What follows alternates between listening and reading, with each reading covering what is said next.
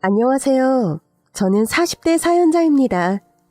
오늘은 직접 사연을 보내게 되었지만 원래 저도 이 채널의 애청자예요. 출퇴근하거나 집에서 요리할 때나 심심할 때마다 사연을 틀어놓곤 하거든요. 그만큼 저도 이곳의 사연을 자주 듣곤 하는데요. 사연을 듣다 보면 참 별별 인생이 다 있고 별별 인간이 다 있다 싶은 거예요. 거기다 세상에 못된 시어머니들이 어찌나 많은지 그런 사연을 들을 때면 괜히 열이 받기도 하고요. 그런데 생각해보니 저희 시어머니야말로 이곳에 딱 어울리는 분이 아닐까 싶네요. 그래서 오늘은 제 이야기를 한번 해보려고 합니다. 남편과 저는 연애 결혼을 한 사이로 저희 부부 사이에는 아무 문제가 없었습니다. 사실 저희 남편이 워낙 무던한 사람이라 연애할 때부터 결혼해서까지 별로 싸울 만한 일이 없었어요. 거기다 저를 누구보다 위해주고 성실한 사람이다 보니 저는 저희 남편을 만난 것을 늘 감사해했고 다시 태어나도 남편과 결혼하고 싶다고 생각할 만큼 결혼을 후회한 적이 없었어요. 하지만 그런 좋은 남편과 별개로 저희 시어머니는 참 지독한 분이셨습니다. 정말 어디 가서 못된 시어머니 대회를 한다면 절대 빠지지 않을 법한 그런 분이셨거든요. 정작 본인은 그렇게 생각하지 않으시는 듯 했지만 말이에요. 너는 참 결혼 잘한 줄 알아야 해. 내가 시집 왔을 때는 시어머니랑 겸상도 못했지. 어디 마주보고 말이나 붙일 수 있었는 줄 아냐? 여자들은 원래 시집가면 시댁귀신으로 죽어야 하는 법이야. 그런데 우리 집 며느리들은 아주 배가 불렀지. 내가 이렇게 잘해주는 줄도 모르고 지들 시어머니를 우습게 하는 거 봐라. 무슨 말씀이세요, 어머니? 어머니를 우습게 할다뇨. 저희가 어머니를 얼마나 어려워하는데요. 어렵게 알기는 뭘 어렵게 알아. 그런 것이나 고생하는 줄도 모르고 지들 먹고 살기만 바빠서 들여다보지도 않는 거냐? 너는 맏며느리라는 애가 시어머니 모시고 살 생각도 없지? 나도 우리 막내 데리고 사니까 너한테 싫은 소리 굳이 하지 않는 거지만 너는 맏며느리가 돼서 그러면 안 되는 거야. 둘째 내한테 다 떠맡겨놓고 니들끼리 잘 먹고 잘 사니까 좋니? 아주 싸가지 없는 것. 저희도 어머니 모시고 살고 싶죠. 근데 저희도 형편 어려운 거 아시잖아요. 겨우 전세로 방 하나짜리 집 얻었는데 어머니 모시고 지낼 방도 없는걸요. 어디서 핑계를 짓거리고 있어? 마음만 있었으면 어떻게든 다 하지. 하긴 너나 둘째나 마음에 안 드는 건 매한 가지인데 내가 너랑 같이 산다고 뭐가 더 나았을까? 근데 내가 저 둘째 하는 거 보면 속이 터져 미치겠다는 말이야. 아니 둘째 저것은 부모 없이 사는 티를 왜 저렇게 낸다니? 지가 코아라고 동네방네 소문이라도 내고 싶어서 그러는 건지 뭐 하나 시켜놓고 마음에 드는 꼴을 본 적이 없다. 아유, 내가 이래서 태성이 결혼 안 시키려고 그랬던 건데 아유, 우리 태성이가 워낙 마음이 약한 건 알지만 하필이면 어디서 데려와도 고아를 데려올 게 뭐냐? 어머니, 그래도 그건 동서 아픈 부분인데 그런 걸로 너무 그러지 마세요. 동서라고 고아이고 싶어서 그런 건 아니잖아요. 뭐야? 너 지금 내 앞에서 천연편 드는 거냐? 아이고, 아주 잘났다. 너도 이제 너희 친정 부모님 돌아가셨으니 고아나 마찬가지라 그거야? 그래서 같은 고아 처지 동서편 들어주는 거냐? 참나, 아유, 아주 끼리끼리 편 들어주고 감싸고 난리가 났네. 하여간에 너나 쟤나 아주 똑같아. 하나는 머저리에 하나는 등신에. 내가 아주 며느리 복이 없어도 이렇게 없을 수가 없지. 어떠세요? 저희 어머니가 너무한다 싶으신가요? 근데 저건 별로 너무한 축에도 들지 않았어요. 저런 말들은 그냥 일상이었고 어머니가 정말 화가 나실 때는 2년 전연하며 쌍욕들도 서슴지 않으셨거든요. 게다가 저는 그나마 따로 살아서 가끔 욕을 들어먹을 뿐이었는데 시어머니와 같이 사는 동서는 하루에도 몇 번씩 저런 소리를 들으면서 살아야 했습니다. 거기다 정말 화가 나실 때는 물건도 집어던지고 심지어는 살림 축낸다며 밥도 굶기셨다고 하더라고요. 어떻게 며느리한테 그렇게까지 할 수 있는지. 얘기만 들어보면 지금이 조선시대인가 싶으실 거예요. 자식이 둘이었던 저희 어머니는 두 자식을 결혼시켜놓고도 며느리를 다 성에 차지 않아 하셨어요. 그나마 저는 시집 올 때만 해도 친정이 있어서 그런지 그 정도는 아니었는데 동서는 고아라고 결혼 전부터 반대도 많이 하셨거든요. 그러다 시동생이 동서를 임신시키는 바람에 마지못해 결혼을 시키셨는데 그러고도 동서가 마음에 들지 않으시는지 매번 구박을 하셨습니다. 데리고 살면서 시집살이도 고되게 시키시면서 괜히 죄 없는 동서 탓을 하시더라고요. 사실 동서가 합가해서 살아야 했던 것도 전부 다 무능한 시동생 때문이었는데 말이에요. 원래 시댁도 자식들에게 지원해줄 만큼 형편이 여의치 않았지만 저희 부부는 서로 힘으로 결혼한 데 비해 철없던 시동생은 그럴 상황이 아니었거든요. 30 다 될 때까지 제대로 된 직업도 없이 홀어머니 돈 축내며 빌붙던 그런 자식이었어요. 그런데도 어머니는 막내 아들이 그리 예쁘신지 구박 한 번 한 적 없으셨고요. 그럼 그냥 자기 엄마 치마 포겠어요. 혼자 살 것이지. 어쩐다고 연애를 하고 다녔는지. 그러다 착하고 순진한 저희 동서를 꼬셔서 혼전 임신까지 시켜버리고 말았던 거죠. 그 바람에 급하게 결혼해야 했던 동서는 임신한 몸으로 시댁살이를 할 수밖에 없었어요. 매일 시어머니 구박에 시달리면서 어떻게 아이까지 낳았는지 저는 동서가 대단하기만 했죠. 어쨌든 동서는 무사히 건강한 딸을 출산했고 모두에게 축복을 받아야 마땅했지만 못된 저희 시어머니는 손주가 딸이라는 소식에 무척 실망을 하셨더랬습니다. 그리고 그걸 대놓고 표현을 하셔서 모두를 놀라게 하셨죠. 딸 낳은 며느리는 몸조리할 자격도 없다면서 병원에 누워있는 동서를 산후조리도 못하게 하고 퇴원을 시키셨더라고요. 그 바람에 동서는 몸도 제대로 풀지 못하고 아이를 얻고 시댁으로 돌아가야 했고 아픈 몸으로 시집살이를 당해야 했어요.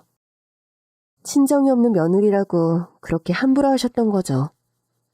그런 와중에 철딱선이 없는 시동생은 자기 와이프를 챙기지도 않고 힘들다는 동서 말을 엄살 취급했다네요. 그리고는 밖으로 나가서 들어오지도 않았다죠. 차라리 돈을 벌러 나간 거라면 이해를 하겠지만 그런 것도 아니었는데 말이에요. 아무리 그래도 자기 아이를 낳은 아내한테 그렇게까지 무심할 수 있는지 저는 이해되지 않더라고요. 그래서 결국 얘기를 들은 제가 너무 놀라서 시댁으로 뛰어가야만 했죠. 그리고 시어머니를 겨우 설득해서 동서를 뉘어놓고 그 사이 제가 동서 대신 시어머니 수발을 들고 시집살이를 대신해 주었네요. 어머니, 아무리 그래도 출산한 사람을 그렇게 시키시면 어떡해요. 아이 낳고 푹 쉬어야 뼈도 빨리 붙고 회복도 잘하죠. 병원에 하루 있다 왔으면 된 거지. 뭘 또 쉬라는 거야. 나 때는 애 낳기 직전까지 일하다 밭에서 애도 낳고 그랬어. 그러고 바로 다음날 일하고 그랬지. 어머니 때랑 저희랑 같은가요? 그리고 어머니는 그래도 산후조리 하셨다면서요. 아들 낳았다고 할머님이 한약까지 해주셨다더니. 얘 봐라. 그래서 지금 쟤랑 내가 같다는 거냐? 그러게 애 낳고 대접받고 싶었으면 아들을 낳지 그랬어. 아들도 못 낳은 주제에 뭘 더 바래. 쫓아내지 않은 것만으로도 감지덕지해야지. 그리고 너는 애도 못 낳는 게 어디서 참견질이야. 왜? 너는 임신도 못했는데 둘째는 그나마 딸이라도 낳은 걸 보니 부러워서 그러냐? 아이고, 더부살이가 추인 걱정한다 그러더니 너는 네 앞가림이나 잘할 것이지 괜한 참견질이나 하고 있어. 그렇게 걱정되면 네가 쟤 대신에 집안일 다 하던가. 안 그래도 저 병원에 있는 바람에 지금 살림이 얼마나 쌓여있는 줄 아니? 지 시어머니 걱정은 하지도 않은 것들이 치들끼리는 싸고 돌아요 아주. 아유, 썩을 것들. 어머니도 며느리 해보셨으면서 그렇게까지 너무하셔야 하는지 참 한숨이 나왔네요. 하지만 제가 거기서 대들어봐야 무슨 소용이겠어요. 남편도 이기지 못하는 시어머니셨는데 말이에요.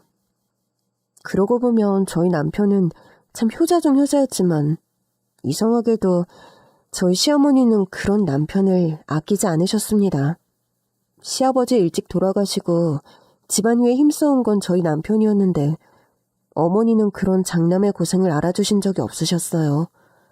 보통은 장남을 귀하게 여기기 마련이실 텐데 저희 시어머니는 이상하게 철없고 생각 없는 막내 아들만 그렇게 챙기고 감싸고 두시더라고요. 남편은 대학 합격해놓고도 입학금이 없어서 포기를 했는데 공부도 못한 시동생은 겨우겨우 지방 전문대 붙여놓고 그게 자랑이라고 어떻게든 돈 만들어서 대학을 보내셨더라고요. 거기에 시댁 형편도 여의치 않다 보니 나머지 등록금은 형한테 뒷바라지하라고 시키셨고요. 착한 남편은 그마저도 돌아가신 아버지 대신 자신이 해야 할 일이라며 군말 없이 동생 학비를 대주었지만 정작 도움받은 시동생은 한 번도 그걸 고마워한 적이 없었습니다. 오히려 대학 못 간 자기 형을 우습게 알면서 저희 남편의 학벌을 무시하곤 했었죠. 동생이 형을 무시하는 걸 보시면서도 어머니는 그런 아들을 한 번도 혼낸 적이 없으셨습니다. 그 후로도 시동생이 무슨 사고를 쳐도 나무라시는 적이 없으셨죠. 오죽하면 참다 남편이 시동생에게 정신 차리고 살으라고 한마디 한 일을 가지고 동생을 구박한다며 못돼 처먹었다고 저희 남편 욕을 하셨었네요. 어렵게 대학까지 보낸 자식은 제대로 밥벌이도 못하고 밖에서 사고만 치고 다녀도 좋다고 하시고 고생만 하고 자란 장남한테는 효도하라며 바라는 것도 참 많으셨죠. 착한 남편은 그걸 서운해하면서도 말 한 번 못하고 삭히고만 살았었고요. 그런 남편을 지켜보던 저는 남편이 너무 불쌍하고 안타까웠습니다. 그래도 다행히 저희 친정부모님이 사위를 좋아해 주셔서 아들처럼 아껴주시고 시어머니 대신 챙겨주셨었는데 그마저도 결혼 몇 년 만에 저희 부모님이 돌아가시면서 끝나버리고 말았네요. 어쨌든 자기 자식에게마저 무정한 시어머니셨기 때문에 저는 시어머니에게 서운한 감정도 별로 없었어요. 오히려 불쌍하면 남편이 불쌍했지. 저는 그냥 참고 살았던 것 같네요. 그리고 동서가 시어머니에게 당하던 걸 생각하면 저는 오히려 어머니께 사랑받는다 싶을 정도였거든요. 어린 나이에 멋모르고 시동생 같은 망나니를 만나 결혼했던 동서는 결혼 생활 내내 참 고생이 많았습니다. 분가할 여력도 못 되어 시댁살이를 하면서 시어머니 구박과 시집살이에 엄청나게 시달려야 했어요. 그래도 저처럼 믿고 기댈 만한 남편이라도 있었으면 다행이었을 텐데 철없는 시동생은 좋은 남편도 되지 못했습니다. 돈 못 벌어오는 거야 능력 탓이라 하겠지만 그것 말고도 시동생은 남편 노릇이라고는 하지 않는 인간이었어요. 그나마 자식 태어나면 좀 달라지지 않을까 기대했는데 자기 자식 보기 부끄럽지도 않은지 끝까지 철이 들지 않더라고요. 일도 안 하면서 대체 뭘 하고 다니는지 밖에 싸돌아다니고 직장 생활도 진득하게 하는 법이 없어서 동서에게 생활비 한 번 제대로 벌어주지 못했습니다. 애라도 없었으면 동서가 직접 나가서 일이라도 했겠지만 갓난아이 키우면서 시집살이까지 하는 동서가 그럴 여력은 없었죠. 그나마 시어머니가 구박하며 주시는 생활비 조금으로 근근히 먹고 살았다는데 그 돈이 너무 쥐꾸리만 해서 식구들 입에 풀칠하는 것도 어려울 형편이었어요. 그런 사연을 알고 있던 제가 시어머니 몰래 동서 쓰라고 가끔씩 생활비를 챙겨주었지만 저희 사정도 넉넉치는 않아서 많이는 주지 못했던 게 늘 미안했네요. 동서, 이거 얼마 안 되지만 보탰어. 아니에요, 형님. 형님도 어려우신 거 뻔히 아는데 제가 이 돈을 어떻게 받아요. 그래도 우리가 동서네보다는 낫지. 우리는 아직 애가 없잖아. 자식 키우면 이래저래 들어가는 돈이 많다는데 서방님 버리도 없이 어떻게 살겠어? 그렇다고 시어머니한테 돈 받기도 눈치 보일 거 아니야. 그건 그렇긴 한데 그래도 죄송해서 어떻게 그래요. 내가 어머니 성격 모르는 것도 아니고 서방님 인성 모르는 것도 아니잖아. 동서 얼마나 힘들지 내가 뻔히 아는데 알고도 어떻게 모른 척해. 형님, 정말 매번 너무 감사해요. 매번 이렇게 도움만 받아서 어떻게 해요, 형님. 친정도 없는 저한테 형님은 정말 은인이세요. 동서지간에 이 정도 하는 게 뭐 별거라고. 그리고 나는 동서가 내 동생 같아. 나도 옛날부터 여동생 하나 있었으면 좋겠다 했는데 동서 같은 동생 있으면 바랄 게 없겠다. 제가 뭐 예쁘다고요. 저야말로 형님 같은 언니 있었으면 얼마나 좋았을까요? 제가 그나마 버티고 사는 게 다 형님 때문인 거 아시죠? 그래, 나 때문이라도 버틴다니 다행이다. 우리 동서 불쌍하고 짠해서 어떡해. 마음 같아서는 이혼이라도 하라고 하고 싶은데 애 데리고 그럴 수도 없고. 내가 이렇게밖에 못 도와줘서 미안해 정말. 저는 인간 쓰레기 같은 시동생과 사는 동서가 너무 불쌍했습니다. 동서라고 그런 남편이랑 살고 싶었겠어요. 근데 애가 있으니까 이혼한다는 것도 쉬운 일이 아니었겠죠. 오죽하면 저희 남편도 자기 동생보다 재수 씨가 불쌍하다고 시동생을 정신 차리게 하려고 노력 많이 했어요. 일자리를 못 구해서 그러나 싶어서 저희 남편이 겨우 자리를 만들어줬는데 그것도 얼마 안 하다가 힘들다고 때려치는 걸 보고 진짜 답이 없구나 싶더라고요. 그런 동서를 어떻게든 도와주고 싶었던 저는 매달 얼마 안 되는 돈이나마 쥐어주는 것밖에는 없었어요. 하지만 그마저도 어려워지는 날이 오고 말았습니다. 그래도 저는 남편과 서로 의지하며 살기에 동서보다 낫다 생각했는데 그런 저희 남편이 저를 두고 먼저 떠나버리고 말았네요. 남편은 어느 날 갑작스러운 사고로 세상을 떠나고 말았습니다. 사고를 예상할 수 있는 사람은 아무도 없었던 탓에 식구들은 모두 충격을 받을 수밖에 없었죠. 물론 그 중에서도 제 충격이 제일 컸을 테지만 저는 그 와중에 남편 잡아먹었다며 제 욕을 하시는 시어머니 때문에 제대로 슬퍼할 수도 없었어요.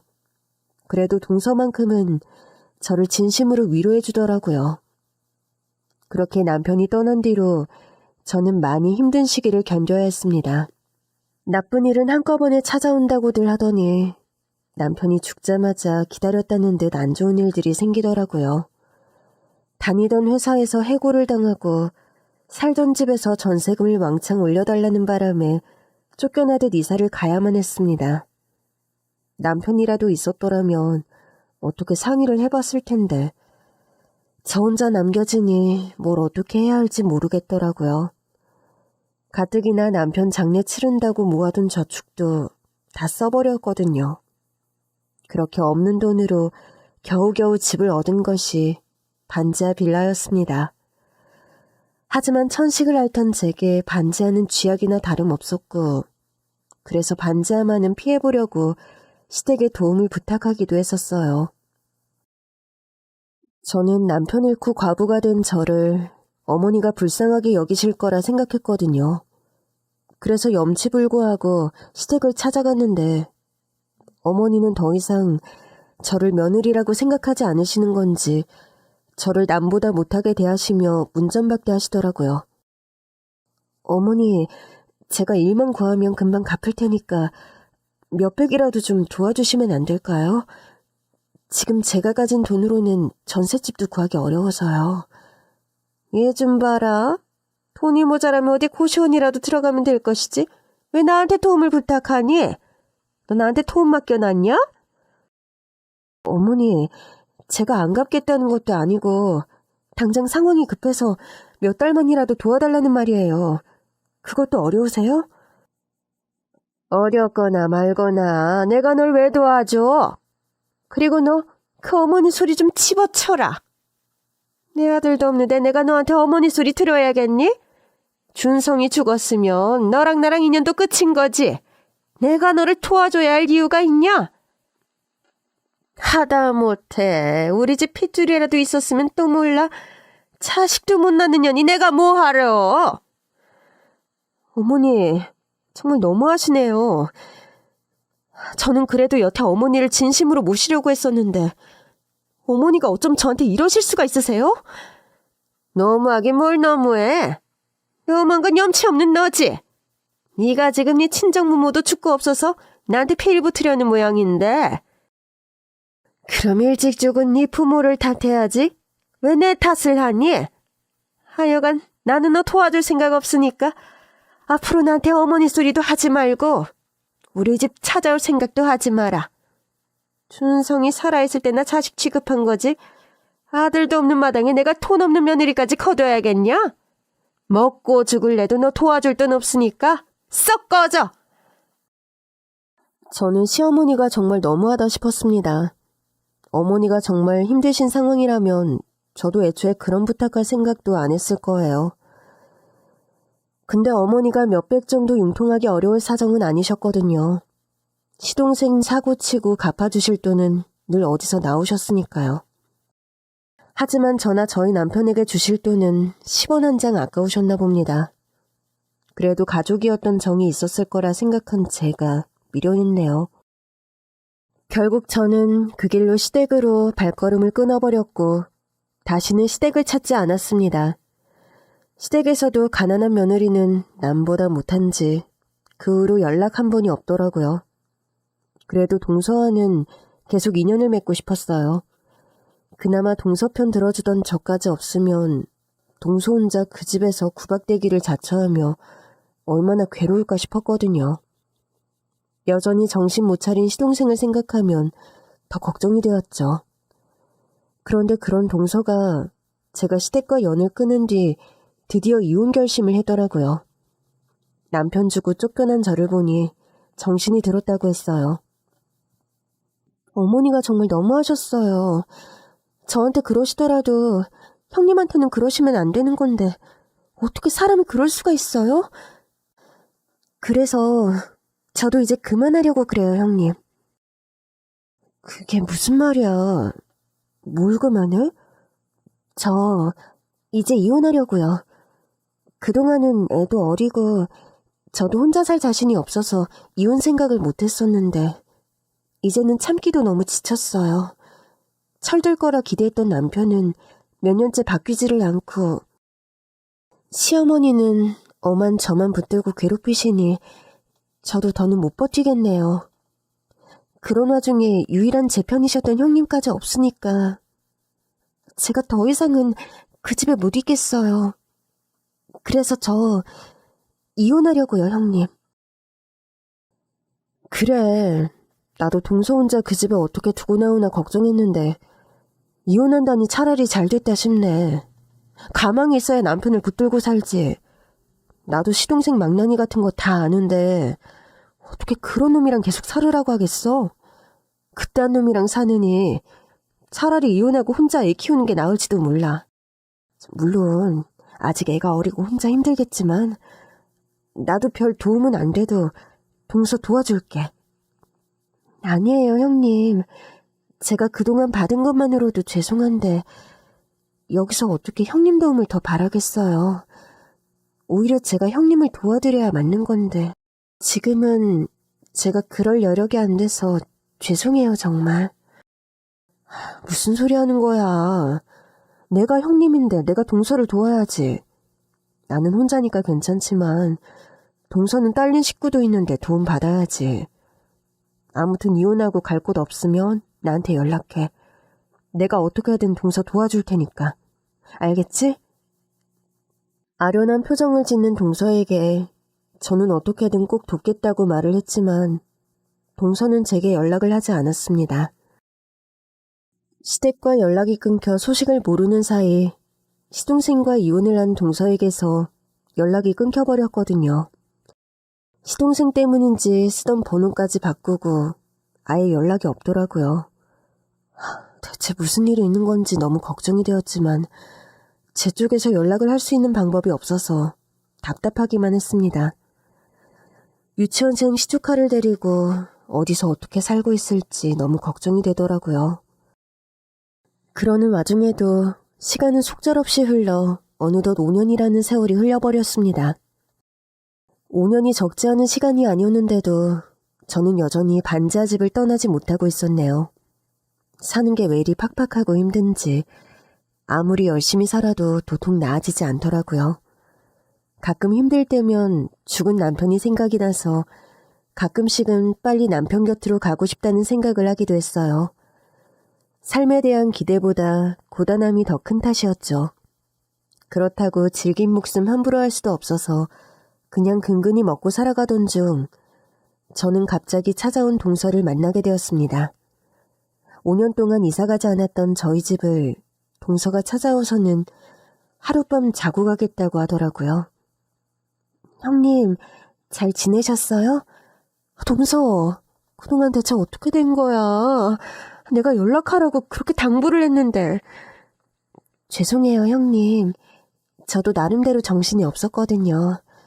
형님한테 손 벌리기 싫어서 자리 잡고 나면 연락해야겠다는 게 벌써 5년이라는 세월이 흘렀네요. 좀 더 일찍 찾아왔어야 하는데 늦어서 죄송해요. 내가 그동안 동서 걱정을 얼마나 많이 했는지 알아? 친정도 없는 사람이 혼자 자식 데리고 어떻게 살려나. 내가 매일 밤 동서 위해서 기도했었다고. 그래도 우리 아픈 데 없이 잘 지낸 것 같아서 다행이네. 잘 지내고 있었던 거 맞지? 그럼요. 잘 지내고 있었으니 이렇게 인사드리러 왔죠. 형님, 이렇게 다시 만난 것도 반가운데 저 하룻밤만 재워주세요. 우리 집에서? 자고 가는 거야 괜찮은데 집이 워낙 궁색해서. 괜찮아요. 저 형님 보러 온 건데요 뭐. 그렇게 갑작스럽게 저를 찾아온 동서는 그날 저희 집에서 밥을 차려 먹고는 하룻밤을 지냈습니다. 그 사이 저는 동서가 어떻게 지내는지 듣게 되었는데 그 이야기가 너무나 놀라웠습니다. 그동안 어떻게 지냈어? 지금 지내는 곳은 있는 거지? 그럼요. 저 정말 잘 지내고 있어요. 그 집에서 이혼한다고 뭘 해주지는 않았을 텐데 어린애 데리고 갈 곳은 있었어? 사실 여유는 없었어요. 근데 운 좋게도 제가 숙소가 제공되는 일자리를 얻었거든요.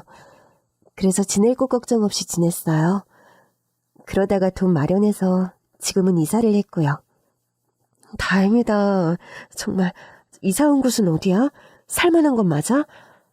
나도 반지하 사느라 남 도울 형편은 아니지만 그래도 동서는 애 키우는 사람인데 내가 5년 전에 못 도와준 거 지금이라도 도와줄 테니까 어려운 사정이면 말해.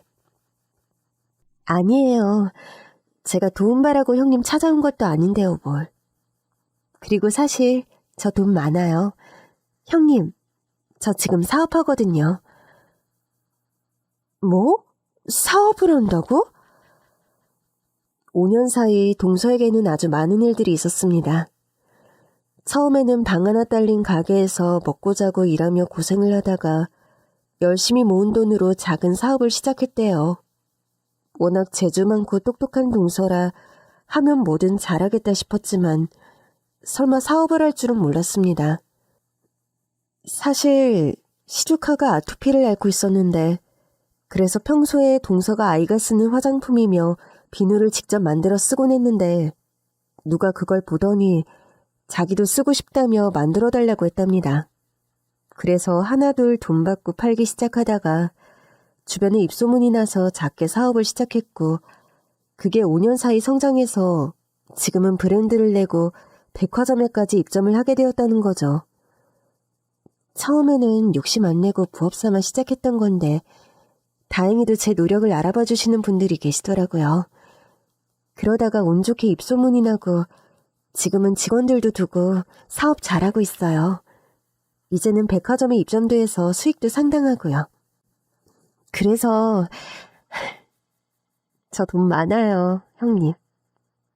그래서 잘 지내고 있다고 인사드리고 싶어서 찾아왔어요. 세상에, 정말 잘 됐다. 동서가 어디서 뭐라고 지낼까 늘 걱정했는데 내가 생각한 것보다 훨씬 잘 돼서 다행이야. 정말 다행이야. 그렇게 사업으로 크게 성공한 동서는 이제 더 이상 예전의 동서가 아니었습니다. 새빵살이하며 근근히 살아가는 아이 엄마가 아니라 성공한 여성 사업가로서 남부럽지 않은 인생을 살게 되었더라고요. 그 덕에 어린 조카는 사립초등학교를 다니며 부족함 없이 자라고 있고 좋은 집에서 좋은 차도 타고 더 이상 돈 걱정 안 하고 산다고 했어요. 그 말에 저는 마치 제가 성공한 것처럼 기쁘더라고요. 그리고 그 소식을 전하러 찾아와준 동서가 고마웠죠. 그렇게 동서와 밤새 얘기를 나누다가 일어난 다음 날 더 놀라운 소식이 저를 기다리고 있었습니다. 형님, 이거 받아주세요. 이거 뭐야? 통장 아니야? 웬 통장을 나한테 주는 거야. 진작 갚았어야 하는 건데 너무 늦어서 죄송해요. 그래서 이자까지 넉넉히 넣었으니 부담 갖지 말고 받아주세요. 동서가 그동안 저한테 받은 빚을 갚겠다며 웬 통장 하나를 주더라고요. 그런데 그 통장 안에는 무려 10억이라는 돈이 들어있었습니다. 처음에는 0을 잘못 쓴 줄 알고 몇 번이나 확인을 했는지 몰라요. 하지만 그게 정말 10억이라는 걸 알고 깜짝 놀랐죠. 10억이라니, 동서, 이건 많아도 너무 많잖아. 많긴요. 제가 형님한테 받은 걸 생각하면 많은 것도 아니죠. 그 당시 형님이 저한테 주셨던 10만 원이 이 10억보다 값진걸요. 그러니까 제발 받아주세요. 형님이 안 받아주시면 저 평생 마음 불편하게 살아야 해요. 아무리 그래도 그렇지. 이 큰 돈을 어떻게 덥석 받아. 형님, 저 이제 이 정도는 충분히 해드릴 수 있는 사람이에요. 이런 10억? 이제 저한테는 별거 아니라고요. 그러니까 그냥 받아주세요. 제가 이만큼 잘 살 수 있었던 건 전부 형님 덕분이잖아요. 형님 아니었으면 이혼할 생각도 못했을 텐데 말이에요. 어쩌면 이건 주식 배당금 같은 거예요. 그러니까 형님이 투자하신 돈이 이만큼 불어난 거라고 생각하고 받아주세요. 동서의 마음을 거절할 수 없었던 저는 결국 그 돈을 받기로 했습니다. 그리고 그 돈으로 바로 이사부터 가게 되었고 그 후로 저와 동서는 서로 의지하며 친자매처럼 정답게 살아갔습니다. 동서는 이혼한 고아에 저는 부모님이 돌아가시고 과부되어 더 이상 의지할 데도 없던 차에 이런 인연은 참 귀한 일이었어요. 살다 보니 먼 친척보다 이웃사촌이 낫다는 말이 이해가 되더라고요. 물보다 진한 피라더니 정작 가족이라는 사람들은 나 몰라라는 세상에 동서가 저를 도와준다는 게 쉬운 일은 아니잖아요. 저는 저의 도움을 잊지 않고 찾아와준 동서가 너무 고마웠고 우리가 동서지간으로 만났었지만 이제는 정말 친자매 그 이상이 되었구나 싶었죠. 그렇게 저는 동서를 친동생처럼 생각하며 동서의 사업을 도우며 지냈습니다. 처음에는 괜히 내가 끼어들어서 동서가 다 차려놓은 밥상에 재 뿌리는 거 아닌가 싶어 거절을 했었는데 믿고 맡길 만한 사람이 꼭 필요하다 하면서 동서가 제게 끈질기게 부탁을 하더라고요. 뭐?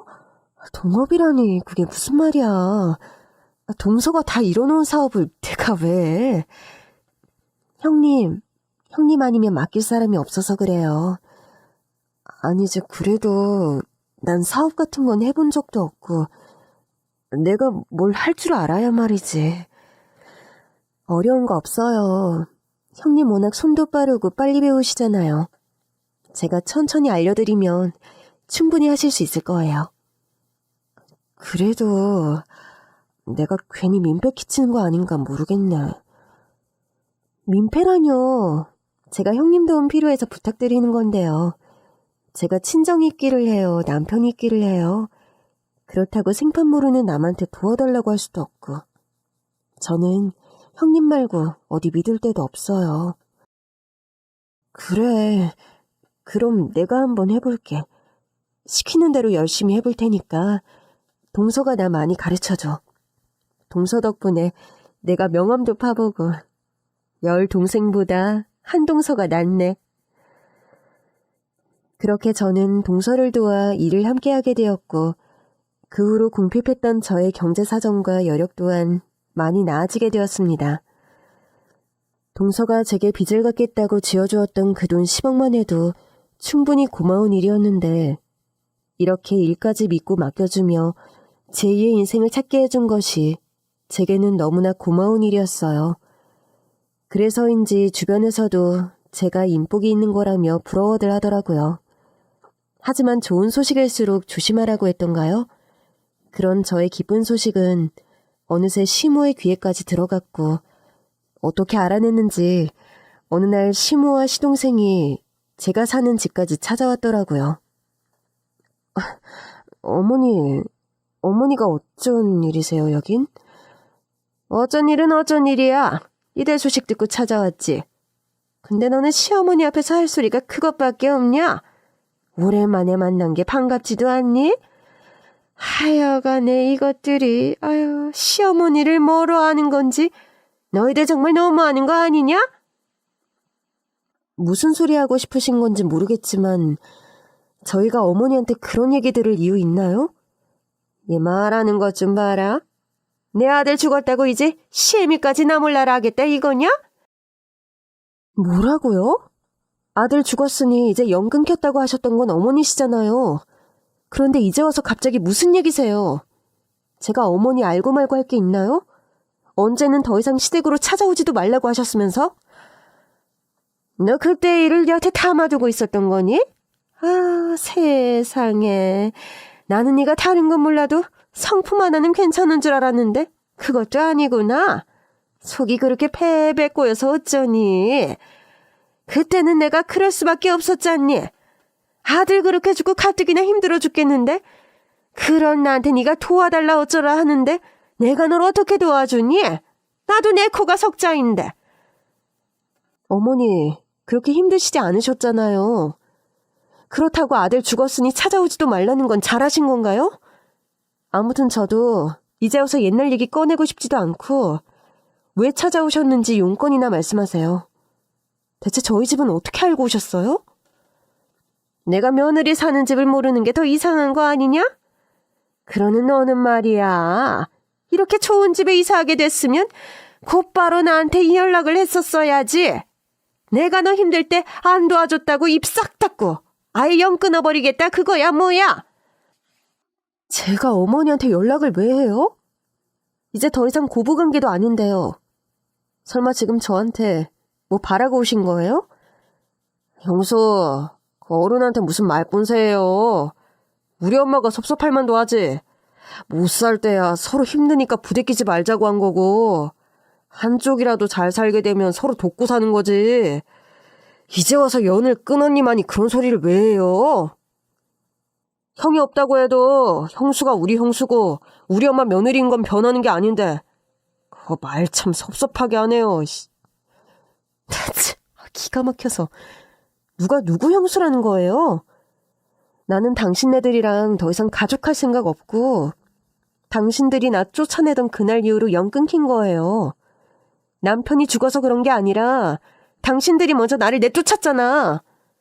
그래놓고 내가 좀 먹고 살만해졌다고 뭐 뜯어내려고 찾아온 거야? 우리 아들이 지한테 얼마나 잘했는데? 너 이러는 거 우리 춘성이가 보면 뭐라고 하겠니? 며느리란 것은 시애미 보기를 개떡같이 알고 말이야. 너는 늙고 가난한 내가 불쌍하지도 않니?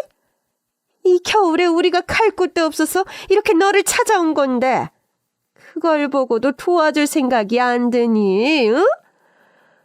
예, 저는 어머니 안 불쌍하네요. 어머니, 동정은 잘못 키운 둘째 아드님한테 바라셔야죠. 지금 형편이 어렵다고 이러시는 모양인데 정말 염치 없으시네요. 어디서 뺨 맞고 엄한데 화풀이해요. 어머니가 지금 그렇게 살고 계신 게 다 누구 때문인데요. 가족들 위해서 뼈 빠지게 고생하던 장남한테는 수고했다는 말 한 번 없으셨던 분이 둘째는 그렇게 불쌍하다고 끼고 돌고 감쌌으면서 그 바람에 아드님이 나이 처먹도록 처리 안 들고 집안돈 다 까먹고 그랬던 거 아니에요. 그러니까 이혼을 하고 아직도 그따위로 살죠. 동서 인생 망쳐놓고도 정신 못 차리고 이제는 저한테까지 그러세요? 우리 아들이 뭐가 어때서? 네가 뭘 안다고 그따위 소리를 내? 그리고 말 나온 김에 얘기하자. 네 동서 걔 어디 있니? 내가 너보다 걔를 먼저 찾아가려고 그랬는데 아니 걔는 어째 연락이 안 되냐 그래. 그래요 형수. 사실 우리는 형수보다 은미한테 볼 일이 있는 거예요. 듣자하니 형수 지금 이렇게 살게 된 것도 다 은미 덕분이라면서요? 뭔 사업을 한다고 그러던데. 은미 지금 어디서 지내고 있어요? 그런 소식이 있으면 진작 나한테 알렸어야지. 은미 걔도 참 은혜를 몰라요, 그쵸? 뻔뻔하게 내 앞에서 동서 얘기 꺼내지도 마요. 언제는 고아라고 무시하고 구박할 때는 언제고. 동서가 사업해서 잘 나가니까 또 뭘 뜯어내려고 찾아왔어. 아무리 인간 말종이라도 그렇지 사람들이 그러는 거 아니죠. 염차 옷다 팔아먹고 내 앞에서 동서 얘기를 해요? 은미 돈 많이 번다며 동네 소문이 쫙 났던데 그래 놓고 너 혼자 은미 덕 보고 있었냐? 너 혼자 잘 먹고 잘 살 게 아니라 다 같이 잘 살 생각을 해야지. 하여간에 내가 며느리 복이 없었나. 아유, 어떻게 둘 다 이렇게 패은망덕할 수가 있어. 자기들이 저희들에게 했던 걸 생각하면 아무리 그래도 이렇게 찾아오지는 못했을 텐데 그런 염치조차 없는 건지 이제 와서 이혼한 며느리 덕 보겠다며 찾아온 시모와 시동생이 너무 끔찍했습니다.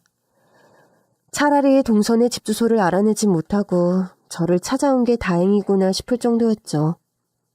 동서가 이 꼴을 보면 또 얼마나 상처를 받을까 걱정되던 저는 제 손에서 잘 정리해서 다시는 그 인간들이 찾아오지 못하게 하려고 했어요. 그런데 그때 하필이면 동서가 저를 찾아왔더라고요.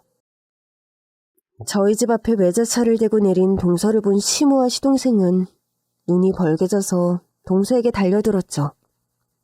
아이고 은미야, 놈이 맞니? 세상에, 아유, 너 때깔 좋아진 것 좀 봐라. 어쩜 더 예뻐졌구나 그래. 자기야, 잘 지냈어? 야, 당신 차 되게 좋다. 당신 이 정도로 능력이 좋구나. 동서, 이 사람들이 동서 찾겠다고 날 찾아왔더라고. 어디서 동서가 사업 대박났다는 얘기를 들었나 봐. 어머, 요즘 날이 추워서 그런지 길에 거지들이 많다 그러더니 이제는 거지들이 가정방문까지 하나 봐요, 형님? 그렇다고 형님은 뭘 이런 거지들까지 상대해주고 계세요. 그냥 문전박대하고 마시지. 뭐야? 너 지금 그 말 우리한테 하는 말이니? 아, 그래도 이해력이 영 딸리지는 않나 봐요. 여기까지 찾아온 거 보면 개념은 상실한 것 같던데. 말귀는 알아들어서 다행이네요. 은미야, 너 왜 그래? 내가 너 잘됐다는 소식 듣고 기뻐서 찾아온 거야. 누구보다 축하해주고 싶어서. 사실 네가 왜 나한테 먼저 연락을 안 했을까 섭섭하기는 하지만 다 이해할게. 뭐 어떡하든 만나기만 하면 된 거지. 안 그래? 아, 이 거머리는 또 뭐야? 어디다 대고 반가운 척을 하고 있어. 어디 쓰레기 냄새 나지 않아요, 형님? 오늘 분리수거 날인가? 길에 파리가 많네. 아까부터 자꾸 앵앵대는 소리가 시끄러워요. 그쵸? 당신 무슨 말을 그렇게 해? 지금 우리 엄마랑 내가 파리라는 거야? 내가 쓰레기라는 거야? 어머, 이쪽도 말귀는 알아듣네. 요즘 거머리들은 말귀 정도는 알아듣나 봐요, 형님. 그러기나 말이야. 아까 나랑 얘기할 때는 하도 헛소리들을 하길래 말귀를 못 알아듣는 줄 알았더니 또 자기들 욕하는 건 개떡같이 잘 알아듣네. 아니, 이것들이 정말 보자 하니까? 얘들 정말 이럴 거냐? 불쌍한 시어머니한테 이럴 수가 있는 거야, 어? 아까부터 자꾸 그런 소리 하시는데 동정은 아드님한테 받으시라니까요. 어머니가 저희한테 한 게 있는데 저희가 이제 와서 어머니를 가엾게 생각하겠어요? 그러게 말이에요. 누구더러 누굴 불쌍히 여기라는 건지 진짜 어이가 없네요. 저는요, 길 가던 생판 모르는 사람한테 베풀면 베풀지 어머니한테 이런 한 푼 돌 생각 없어요. 솔직히 말해서요, 어머니가 더더 어려워지셨으면 좋겠네요. 제가 잘 먹고 잘 사는 만큼 어머니나 저 인간이나 둘 다 괴로워졌으면 좋겠어요. 사실 그렇게 돼야 공평한 거잖아요?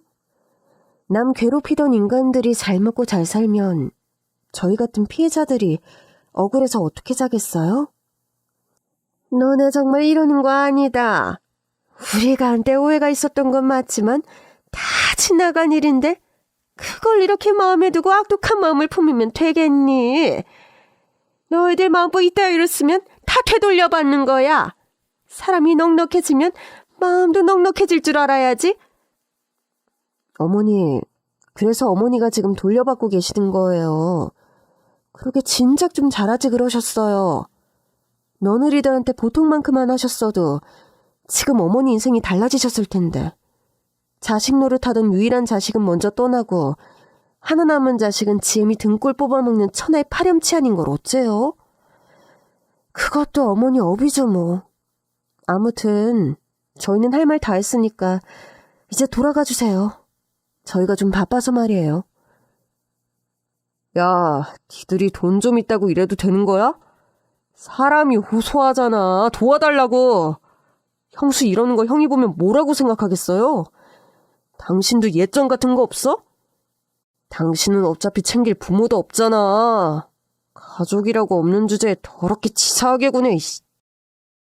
그러게. 부모 없이 자란 것들은 이렇게 티가 나는 거다. 너 하는 짓을 봐라. 내가 너를 그냥 예뻐할 수가 있었겠니? 그때까지만 해도 동서나 저는 그냥 적당히 말씨름 좀 하다가 두 사람을 보낼 생각이었습니다. 사실 말도 안 섞으면 그만이었지만 동서 말대로 두 사람이 그러고 있는 꼴을 보니 좀 속 시원한 부분도 없지 않아 있었거든요. 늘 하고 싶었지만 못했던 말들도 많았고 말이에요. 그래서 속 시원히 할 말이나 좀 하려고 했는데 그 사람들이 결국 선을 넘고 말았습니다. 감히 고아인 동서에게 부모가 없다며 시모와 시동생이 막말을 하더라고요. 그리고 그 말에 눈이 돌아버린 동서는 조용히 저희 집으로 들어가더니 물이 가득 담긴 양동이를 들고 나왔어요. 그러고는 그 물을 두 사람에게 뿌려버리더라고요. 정신 나간 것들. 한겨울에 찬물 맞고 정신이나 차려라. 그날 최고 온도 3도 정도였는데 거기다 대고 찬물세를 해버리니 몸에서 김이 나올 정도였죠. 아이 뭐야? 아, 이게 뭐하는 짓이야? 지금 이 날씨에 늙은이 얼어 죽으라는 거냐 뭐냐? 이러다 사람 감기 걸리면 어쩌려고 이런 짓을 해? 너 이거 살인미수야, 알아? 아직도 헛소리하는 거 보니 물이 덜 차가웠던 모양이네. 안 되겠네. 형님, 저 가서 한 동이 덮어올게요.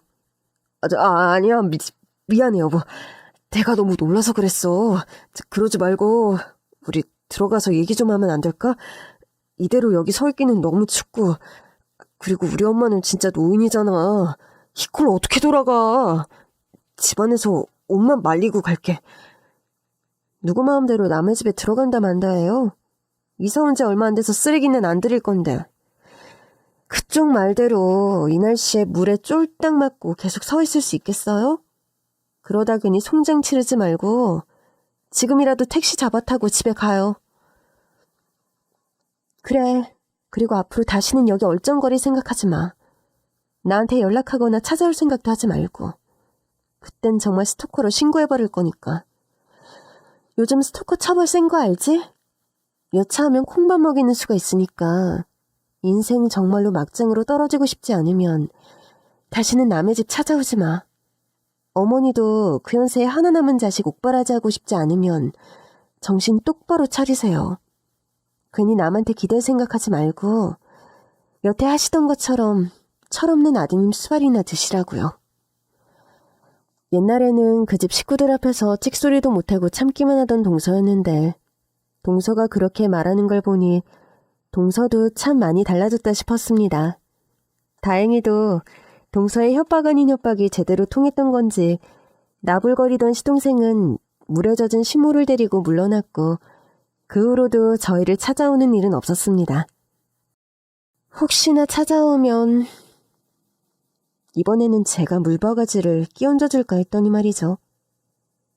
그렇게 반갑지 않던 불청객들을 그 후로 만나는 일은 더 이상 없었고 덕분에 저와 동서는 평화로운 나날을 보내고 있습니다.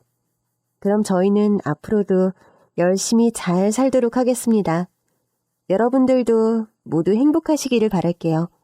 감사합니다.